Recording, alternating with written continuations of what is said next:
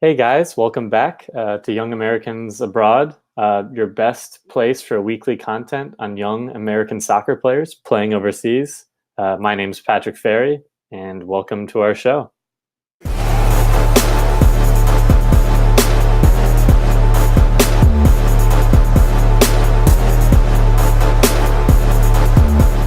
All right, guys. So back filming the show here. I know last week we weren't able to film, and unfortunately this week I'll be going solo as my partner here, Austin, has caught up with some work obligations. So I'll be able to, take the reins from here, guys. But we have plenty of content to talk about, especially with those Americans thriving over in Europe, producing goals and assists. And just want to name drop right here in the first part of the segment here. Christian Pulisic again continued his excellent form with another goal for Chelsea. So we'll dive into that topic more. So you don't want to miss that. And also a Wolfsburg U19 player hit double digits in terms of goals in the stats column. So we'll kind of cover that as well. And last but not least, an American in Denmark had an amazing volley goal. So all that and more in this week's episode. All right, guys. So to start off our episode here, we're heading right over to the Premier League, and you know who we're going to talk about. It's none other than Christian Pulisic. Captain America has been producing amazing things in terms of goals and assists and just making a huge impact as Chelsea, I believe, is in third place now. Excuse me. Ahead of Man City, but again, Liverpool takes the top spot there, along with a surprising Leicester. Who knows what, with crazy form they have, they can pull off that miracle again like they did in the past. So you can't rule them out, but nonetheless, Chelsea sits in third, and the top four is really pulling away. And these young players and Lampard seem to be, getting in their groove and finding chemistry, and it's amazing to see Pulisic, integrated there. So he actually scored his fifth goal in this game. In a 2-0 win against Crystal Palace. And it's, I think, now 5 goals and 6 assists, or maybe 5 assists. I know Transfer Market says 6, but we'll ballpark in that range. But nonetheless, in all competitions, that's really impressive. You can see his form is extremely on fire in the last few games, especially in the Premier League. So just to kind of go over the goal in more detail for you guys, I think it was around the 78th minute. Pulisic received a beautiful ball, a switch from the other side onto the left flank there. And he had, took on some defenders and made a nice pass across on the ground, almost in close to the 6-yard box to his boy, Michy Batshuayi, or Bats. And Bats actually, cut it back again on his left foot and took a shot, and it deflected. But Pulisic cleverly, once he passed that ball to Bats before, continued his run and made that almost like that poacher's or striker's instinct, where he ran in behind the defenders, stayed on side, and kind of sacrificed his body a little bit, hit the post at the end, but headed the ball in. It was like a diving header, which is pretty sweet, to put Chelsea up for the second goal. And just unfortunately, he did come out after that. I guess he had some kind of a hip problem. Not sure when that happened during the Crystal Palace game. But yeah, so he came out with that hip injury. I don't know if it's like just a minor thing or not, but it has, I want to mention, kept him out for the U.S. call-ups. I think Berhalter mentioned it, and I saw it over Twitter and the news here in the soccer community that Christian Pulisic will not be included on this roster for the Nations League games against Cuba and Canada. So that is a stinger, especially with his amazing scorching form, to have this injury at this unfortunate time. But I think it's still good that he can rest and really focus on Chelsea and continue his form, as the Premier League heats up and all the competitions continue to go. So, again, we'd love to see him in the red, white, and blue, but you have to think just staying healthy, don't want to aggravate it or any more than it could be with the U.S. and go back to Chelsea injured and lose that spot. So I think that is definitely the best course of action. But yeah, again, I think just want to quickly mention that it looks like when Pulisic is in with Chelsea, and Lampard's preferred lineup is either a 4-2-3-1, where he plays on the left wing there, or a 4-3-3, which up top, or sometimes will vary with depending on Jorginho or Kovacic, who are in there in the back in the midfield. He'll shift the formation, but nonetheless, it does seem like these young guys are really building a great chemistry and bond, and it's amazing to see Pulisic, in the locker room now. You can see on Snapchat joking with a lot of the Chelsea players, and just seems like he, with his play and his hard work and training, has obviously won the respect of the locker room, and just seems to be like he's enjoying himself more, and kind of just playing loose and really enjoying his football right now. And he's so informed. So again, just hope this injury is just a minor thing and he can continue back to doing great things for Chelsea. But I think now we just wanted to switch gears over to Germany in the Bundesliga, where a really exciting young player for the Wolfsburg U19s, like I mentioned, Uly Llanez, scored his 10th goal of the season. And in just 8 games, because I know he had some injuries, but he's had 10 goals and 2 assists now. So this winger is just playing out of his mind. Fantastic for the U19s. And just to mention too, he did score a goal in a 3-1 win against RB Leipzig's U19s. And again, I'm just going to read my notes here, but to describe the goal for you guys in a little more detail. It was on the left side, and he almost shifted the ball to his right, and very Coutinho-esque, put a beautiful curler, a perfect clinical shot, upper 90. You could just see it swerve across into the goal, and the goalie had no chance at it. And you could see after a celebration, he put his arms up and he's looking around like, yeah, I just did that. So I thought that was pretty neat. Just because of the player with so much confidence, and you can see his hard work and determination is really paying off. And I think the sky's the limit for him. So again, just kind of interesting. And I know this has been floated around a little bit on Twitter and throughout the soccer community here, but not seeing him on the U23s is a little surprising to a lot of people. You see Brooks Lennon, some other players selected over him, but I'm not sure. Again, I don't want to speculate here or there. I would have preferred to see him, maybe not a starter, but at least to see him involved here for the Olympic qualifying. I think it's in the Canary Islands, but it's in November for this roster. And yeah, I guess people were just arguing, a little disappointed because some of the MLS guys, that argument with MLS Europe, what side is favored here. But again, I'm not going to dive into the rumors, but I do want to say, I think Uly should have been included, and his play is deserving. I think we're going to see him very soon rise to the first team in Wolfsburg and continue from there in terms of his career in the long term, because just in the scouting report that I was reading and just the highlights been watching and everyone talking about him, he is an amazing talent and a really dynamic winger. And just a dream, I guess to throw it out there, it would be really exciting to see Pulisic and Llanez from the different wings and sides attacking. That's a nightmare for defenses, in my opinion. So we'll kind of have to monitor how he does still with Wolfsburg's U19s. A keynote, I know Austin, Bunda American account there, and just knows everything about soccer, especially in Germany and Americans in Germany. Has mentioned that the U19 teams as well have a better, I guess, pathway to the first team, as opposed to playing for, some people consider the reserves or the U23s in Germany. So players that are really thought of with high potential are usually in the U19s that shoot up to the first team. So hopefully we can see that shortly. But just wanted to, again, mention, I'm just going to show you guys, talk to you guys, about the scouting report on Uly Llanez. And it looks like at times his touch is brilliant, world class, above his age group in terms of controlling the ball. So that's important as a winger. And just if he can make that action a regular occurrence, especially with a faster play and more physical in the first division, they'll serve him well in the future. Also, just being able to switch play from either wing and run directly at his markers. Again, similar things in terms of Pulisic, where he is very dangerous one-on-one and not afraid to take chances and create and make things happen. Like this beautiful shot he took. Not many players would have the audacity to take a shot and beautiful curler like that. So yeah, I mean, just his vision as well, being able to switch the play and understand, recognize when to play the ball in certain situations or when to take players on, is very solid. So I mean, again, he's a right-footed player, so when he's on the left, you could see he shifts across, but his right foot is potent and very dangerous. So just things to look out for Uly Llanez on that scouting report. Just wanted to mention you guys because I think all those attributes are pretty important, especially going forward. The dream, I know Austin and I would like to see Llanez.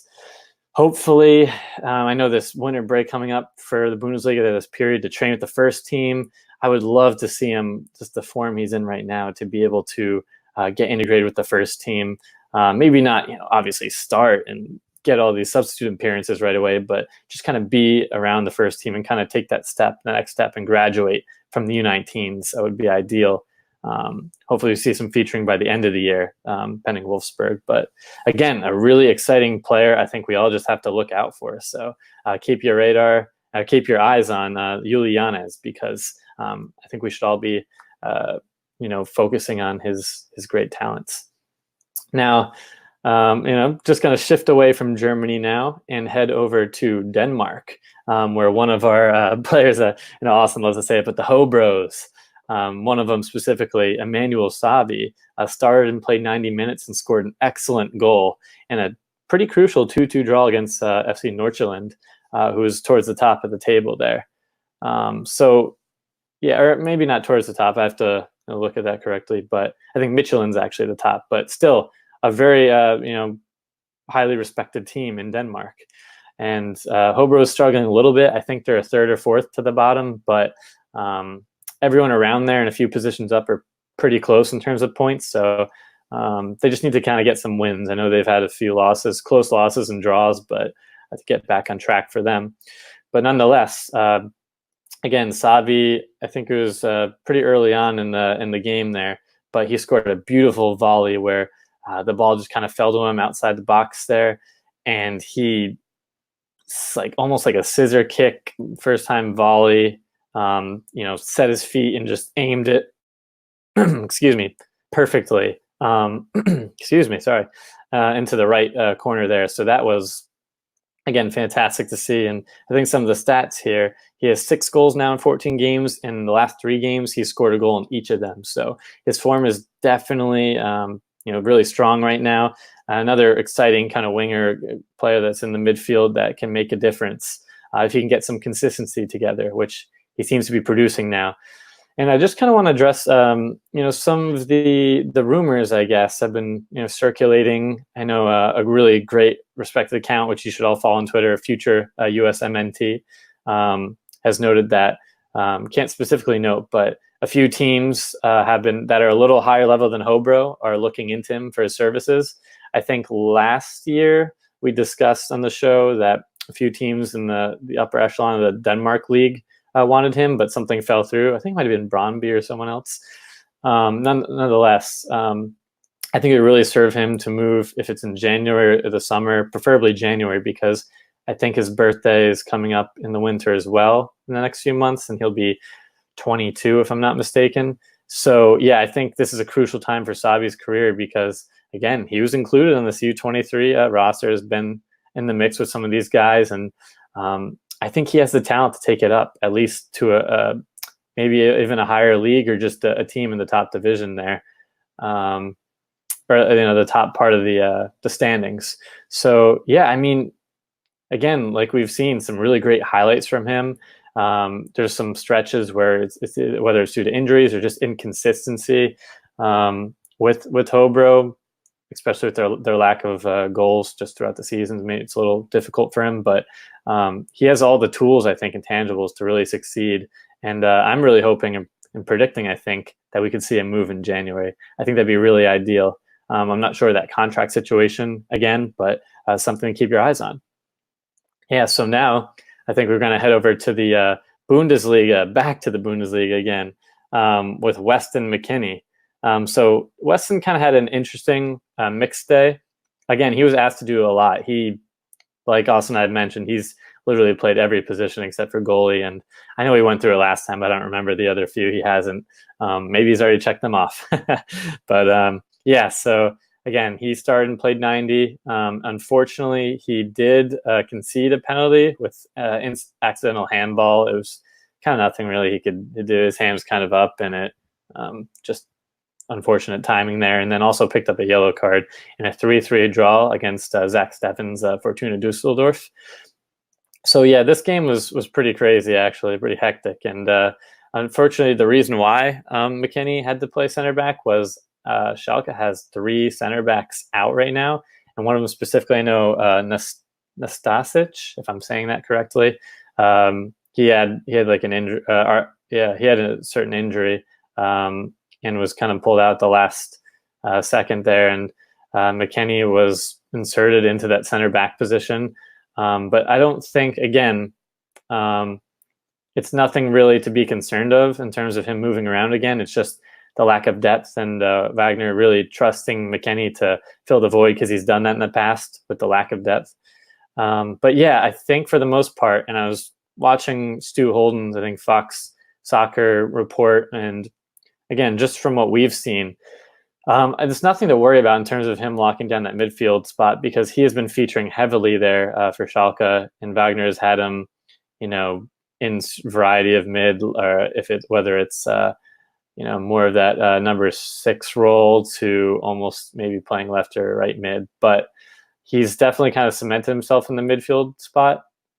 And it's just with these injuries, things kind of change and shift around. So nothing to be concerned of, but just wanted to kind of bring up that performance because he was getting a little bit of criticism. But again, that's not his main position, especially we don't want to obviously see him there for the US. But yeah, so they managed to squeak out a draw there, and Schalke is still doing pretty decent overall in the league, especially with the great coach with the American ties there. And so we're just kind of looking forward to McKennie will be included, which is crucial for these upcoming Nations League games for the senior team against Cuba and Canada. So we'll have to look out for him, and again, hope he can stay injury free and make sure no one else in Schalke goes down.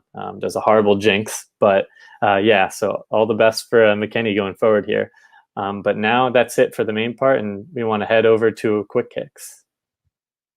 All right, guys, I think you know what time it is. It's none other than quick kicks. So you could test Dwayne Miller. It's Altidore over the wall, and that one is in! Josie Altidore from a long way out. The opening goal for the United States.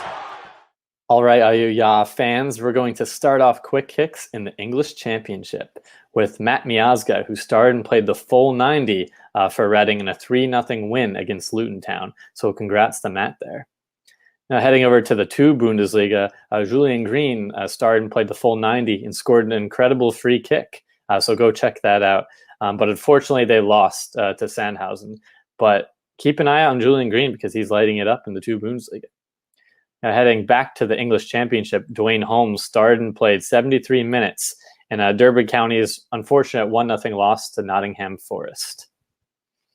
Now heading over to the Bundesliga, Josh Sargent entered in the 81st minute in a 3-1 loss, to Borussia Mönchengladbach. Now staying in the Bundesliga, the American goalkeeper here, Zack Steffen, started and played the full 90 in a 3-3 draw against Schalke, which we mentioned previously. But unfortunately, he had to decline the U.S. men's national team call-up due to tendonitis, and I think it's one of his knees. So, get some rest and get well soon, Zach. Now, heading over to, staying in Germany, I should say, but dropping down a league, Chris Richards started and played the full 90 in a 2-1 win for Bayern 2 against Magdeburg. And a first start in a while, but heading over to the second division in Spain, Shaq Moore played the full 90, an unfortunate 1-0 loss against Girona. So it's been a while since he started for Tenerife. Now heading over to Ajax, Sergino Dest entered in the 55th minute in a 4-0 win against Utrecht. So nice to see Dest, who hasn't featured in a little bit. But again, staying in the Netherlands, Richy Ledezma started and played the full 90 for Young PSV in a 1-1 draw against Telstar. Now, Erik Palmer-Brown in Austria had a pretty lucky assist, but hey, an assist isn't an assist against Mattersburg in a 2-2 draw for Austria Vienna. So congrats to EPB. Now, heading over to Turkey, Tyler Boyd entered in the 76th minute against Denzelpor for Besiktas. But again, just wanted to mention that quickly because in the previous Champions League game, Tyler Boyd got on the score sheet. So nice to see Boyd starting to get back his form. Now, for our young Ya here, we have an exciting young player in Germany here. And his name, he goes by Justin Butler. And he is putting together a pretty respectable season this year. The 18-year-old German-American for Ingolstadt's U19s. He scored the opener here and eventually the game winner in the 30th minute. So yeah, I mean, Butler now has 3 goals in 9 matches for the U19s as he looks to push his way into the first team discussion. So be on the lookout for Justin Butler there. Hey guys, so thanks for watching this video. Make sure to like this video and subscribe down below. And as always, again, you don't want to miss a single thing happening, whether it's transfers, Americans abroad scoring and assisting. So make sure to check out our social media pages, Instagram and Twitter. We're always putting up great content for you guys. You know, so when we're not filming, you guys are able to see day by day what's going on here. But yeah, with these, you know, I know Austin could, you know, attest to it here too. But we're kind of, you know, looking forward to getting back on track of the U.S. men's national team against Canada and Cuba. I know, obviously, it's unfortunate Pulisic is out of the lineup here, but again, I think we're all, you know, building something special here. And with Llanez and some of these other really exciting players pushing for the first team, and again, players like McKennie, Sargent, Pulisic, really, you know, asserting their dominance in Europe, I think things are going to come together quite nicely for us. So I'm going to take it from Austin here, but one day we will win the World Cup.